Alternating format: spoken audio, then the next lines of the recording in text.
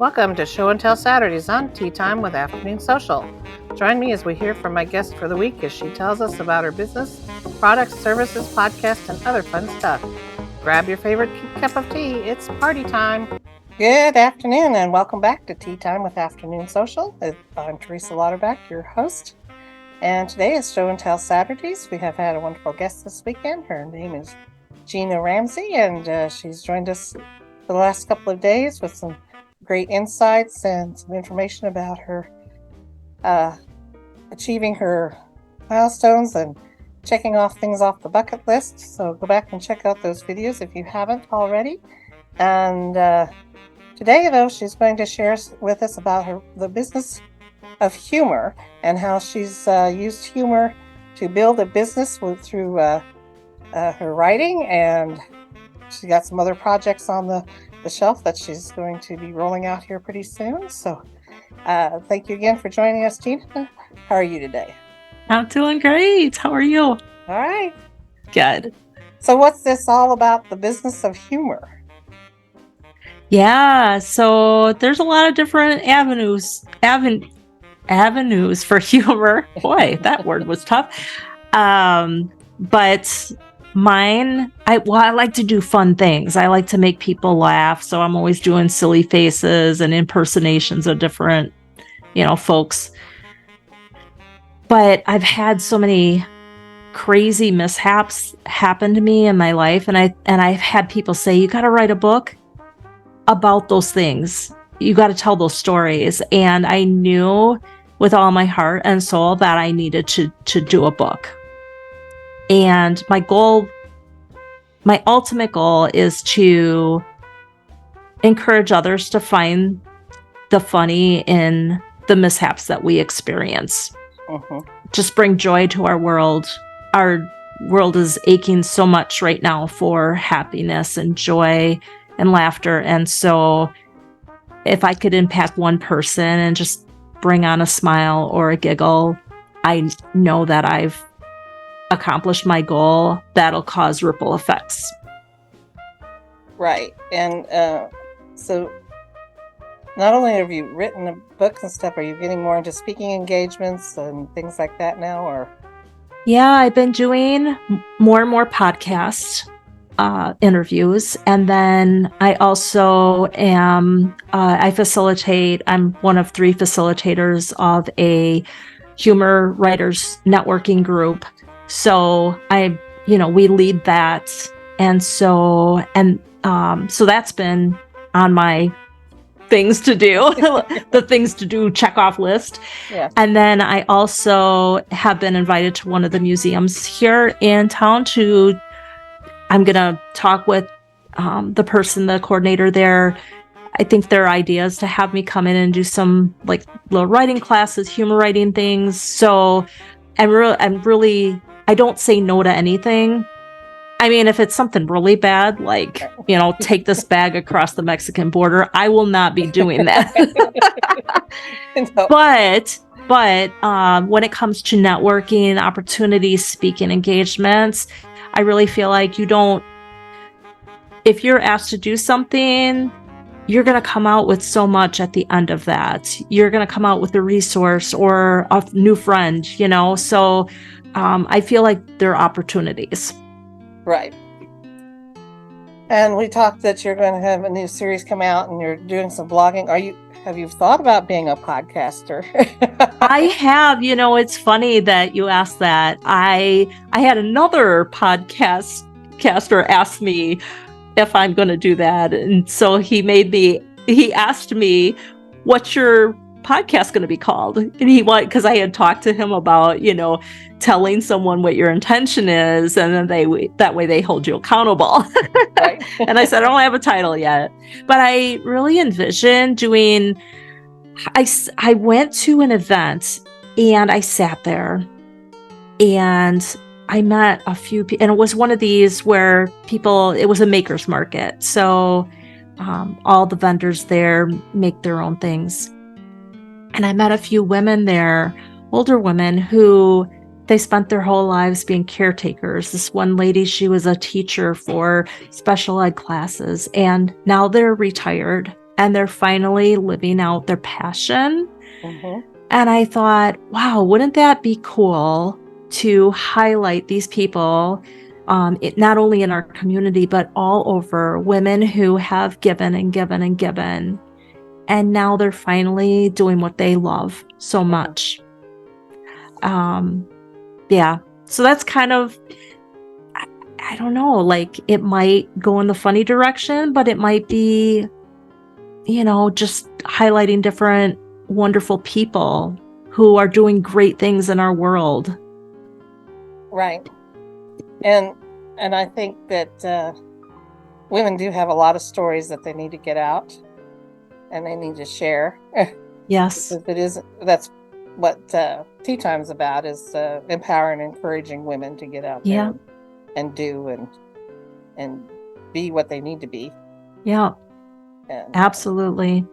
And now that we're both a little bit up there in the age range, getting close to that relatable retirement age. Yep. There's a lot of women out there that are restarting over. And I know I had a friend that retired a few years back, and she's I was like, well, now what are you going to do with the next 20 years of your life?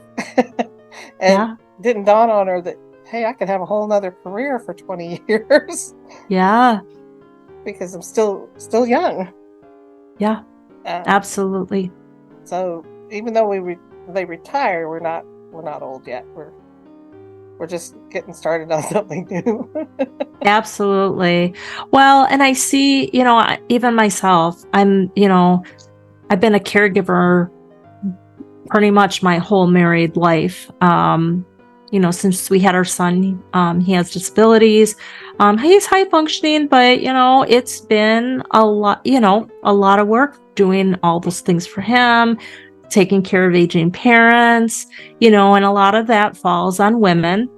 Mm-hmm. Not to stomp on the guys who are doing this rodeo as well. But I feel like women tend to put their own needs aside, their own wants and desires, their own dreams. Mm-hmm. And so I think it's important to highlight that those things are still important. Don't forget you. Don't lose you. You don't lose you in all the craziness that's going on. Right. And that's where you fall back with the humor, is yes. Keep that light and not fall into depression or anything else. Right. Yeah. Being a social worker, I'm sure you've seen a lot of mental illness and things that have happened. And yeah, I have. I'm in the medical social work field, so I work with aging people. Well, everybody's aging. I guess I should take that back. But I work with the older population, and I work with the younger, like 20s and a little bit older than that. And there is a lot of stuff that folks are carrying, traumas. I work at the VA healthcare system. So traumas from being in the military, being at war, childhood traumas that they carry, so, but I always, everybody has a story, and everybody just wants an ear to listen to them, and to have like some compassion towards what they've been through. And so I've loved the career, and I feel like helping folks that I work with in that capacity to find networking opportunities and resources. I'm kind of doing it the flip side with writers now as well. Right. And then, so with those networking groups, have you been helping them with building a business as well as just writing their books, or? Yeah, I've had some folks reach out to me and just ask to meet with me and talk about when I started my website, when I started social media, how to go about that. And, there's some things that I can give direction to just from my experience. I have a lot of people say, well, what would you recommend? Would you recommend traditional publishing or hybrid, or would you recommend doing, independent publishing? And I can't, like, everything works for everybody differently. And so, like, what's right for me may not be right for the person I'm talking to. So I guess in that sense, that's where I like to hook them with the connections that I have who can speak to those three things, especially with publishing, the pros and cons of each. So that person can make a decision that fits their needs the best. Right. And I think a lot of women stray away from, like I said, writing a book because then they don't know what to do with it next, because they don't want to do a business because they're afraid of how difficult a business can be. Mm-hmm. And it's busy, and I don't lie. I don't sugarcoat it. This is really hard work, and to do it, and especially a lot of the women we have women and men in our writers group, but mostly women, and the ones that I've met with one-on-one have been women, and they work full-time jobs. And so that's the position I'm in. I'm in a full-time job, and I'm helping my husband run a business, and I'm doing an author business, and it's a lot of work. Uh-huh. It's a lot of time commitment. You have to be dedicated, but I guess how badly do you want it? And so, I'm honest up front with them, like, you're going to be spending a lot of time doing this, but if you really, really want to be successful in this, you have to put that time in, like with anything else. So yeah, and I've recently picked up on that of making myself accountable by keeping a spreadsheet of how many hours I've been putting in. Yeah. Because with the way my medical stuff is, I can't always have a set schedule. Right. And yeah, with families and with other things going on, and that's one thing it's nice about being a self-employed. You don't have to have a set schedule. Right. But you do, like I said, have to be accountable for putting your time in. Yeah. Yeah. 30 minutes a week is not going to build anything. No, but also giving, I encourage folks to give themselves grace. So if they are having an off day, mm-hmm.